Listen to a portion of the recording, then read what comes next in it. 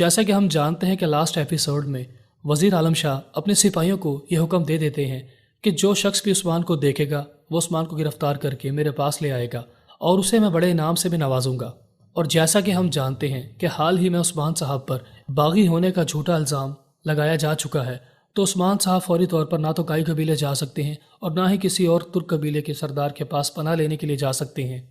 अगर कोई भी तुर्क कबीला उस्मान साहब की मदद करने के लिए आगे बढ़ता है तो उस कबीले को भी सल्जूकी रियासत का दुश्मन समझा जाएगा। लिहाजा वक्ती तौर पर उस्मान साहब अपनी जान बचाने के लिए गार में पनाह लेंगे और कुछ अरसे तक उसी गार में क़याम करना होगा, क्योंकि अगर उस्मान साहब गार में पनाह लेते हैं तो इसके साथ ही उस्मान साहब को ये भी मालूम हो जाएगा कि उस्मान साहब की गैर मौजूदगी में उनके भाई गोंदोज उस्मान साहब के साथ कितने मुखलिस थे। और नाज़रीन, जैसा कि हमने लास्ट एपिसोड में देखा था कि तुर्गुत पे अपने साथियों के साथ जंगल की तरफ जा रहे होते हैं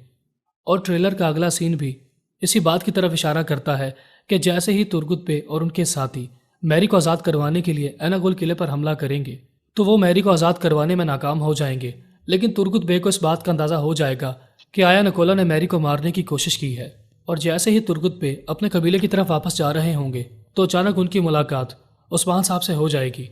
और तुर्गुत बे ही वो शख्स होंगे जो कि उस्मान साहब की जान बचाने में उनकी मदद करेंगे। जैसा कि हम जानते हैं कि ट्रेलर के अगले ही सीन में कोशिश को आया नकोला के खिलाफ होते हुए दिखाया जाता है और कोशिश चिल्ला चिल्ला कर कहता है, मैं आया नकोला को जिंदा नहीं छोड़ूंगा, मैं नहीं जानता था कि वो मेरी बहन के साथ ऐसा सलूक करने वाला है। नाज़रीन, जैसा कि हम ट्रेलर में देख सकते हैं, वज़ीर आलम शाह की गद्दारी की वजह से मैरी को वापस एनागोल किले में पहुंचा दिया जाता है। मैरी चूँकि शादी से पहले ही खुश नहीं होती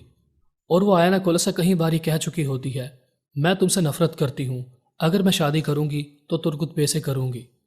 आया नकोला जो कि पहले ही दिल में ये मंसूबा बना चुका होता है